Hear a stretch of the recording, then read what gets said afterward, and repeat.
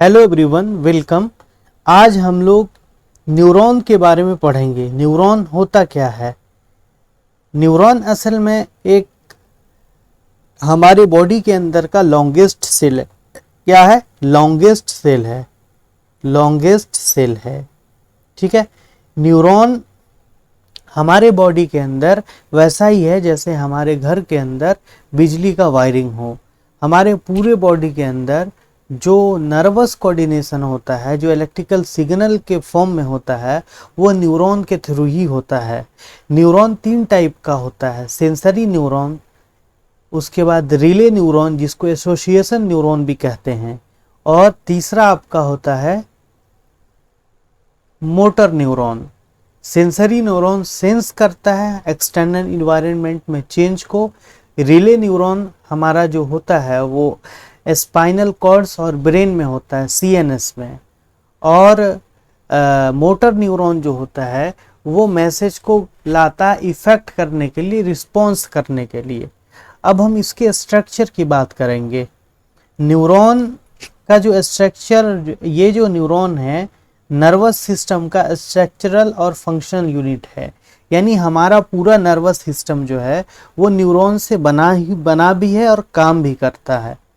इसके स्ट्रक्चर में हम लोग यहाँ इसका स्ट्रक्चर आप देख रहे होंगे कि ये जो आपको दिख रहा है पत्ते पत्ते ब्रांच जैसा, जंगल का रूट जैसा जो दिख रहा, इसको डेंड्रॉन बोलते हैं।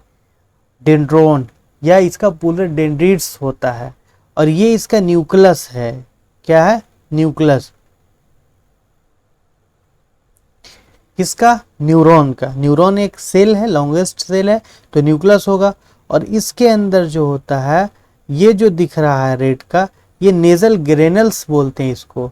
नेजल ग्रेनल्स, ये दानेदार होता है, बालू जैसा, ठीक है। और यहाँ पर जो इसके अंदर फ्लूइड भरा रहता है, इसको न्यूरोप्लाज्म बोलते हैं। अगर सेल में है तो उसको साइटोप्लाज्म बोला जाएगा। ये कौन से सेल में? न्यूरॉन के, तो इसको बोलेंगे न्यूरोप्लाज्म। न्यूरोप्लाज्म, जो फ्लूइड प्रेजेंट होता है न्यूरॉन में उसको न्यूरोप्लाज्म बोलते हैं। उसके बाद ये जो आया है लंबा सा टेल, ये इसको बोला जाता है एक्सॉन। इसको बोला जाता है एक्सॉन। और ये जो इस तरीके का है, इस तरीके का, ये उसका सेल बॉडी है। न्यूरॉन का सेल बॉडी है जिसको साइटोन बोलते हैं। साइटोन क्या है? Cell body of neuron. Cell body of neuron. Axon का वो जो टर्मिनल है, जैसे टिल गाय बैल भैंस में दुमरी होता है, उसी तरीके से इसका जो टिल है उसको एक्सॉन बोला जाता है। एक्सॉन के ऊपर कवरिंग होता है जिसको मेलेनियन सीथ बोला जाता है। और ये एक्सॉन का ये जो ब्रांच दिख रहा है आपको रूट जैसा, इसको एक्सॉन टर्मिनल कहते हैं। एक्सॉन टर्मिनल, टर्मिनल कहा जाता है। इसके ऊपर लगा रहता है नोब्स। यही आकर के दूसरे, यहीं से आकर के स्पेस रहता है जो सिनेप्स से जुड़ता है, और दूसरा न्यूरॉन का डेंड्रिस यहाँ से जुड़ता है। मान लीजिए अगर ये आपका सेंसरी न्यूरॉन है तो रिले न्यूरॉन सिनेप्स के जरिए से रिले न्यूरॉन से जुड़ेगा। फिर ये सेंसरी न्यूरॉन ये मोटर न्यूरॉन से जो जुड़ेगा वो भी सिनेप्स के जरिए से जुड़ेगा। तो सिनेप्स नोब होता है जो आपने देखा ही होगा। इसका मेन 3 पार्ट होता है। सेल बॉडी जिसको साइटोन कहते हैं, dendrites branch of cytoplasmic projection होता है, उसके बाद axon long process of cell body, end portion of axon have swollen bulb like structure which is store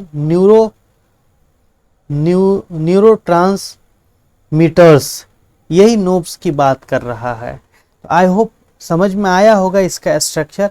इसका फंक्शन क्या होता है? इसका फंक्शन होता है पूरे बॉडी के अंदर जो हम स्टिमुलस से रिसीव करते हैं, क्या मैसेज, उसको इलेक्ट्रिकल सिग्नल में, इलेक्ट्रिक करंट के रूप में वो क्या करे?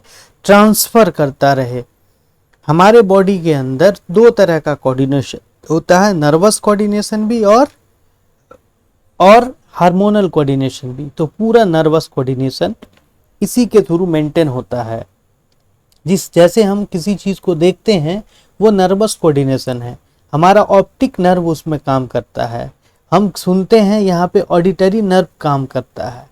ठीक है, तो बस आई होप समझ में आया होगा। एक्सॉन किसे कहते हैं, न्यूरॉन का पार्ट होता है वो, और न्यूरॉन का स्ट्रक्चर और फंक्शनल यूनिट समझ में आया होगा, स्ट्रक्चर और फंक्शन। बस मिलते हैं अगले वीडियो में।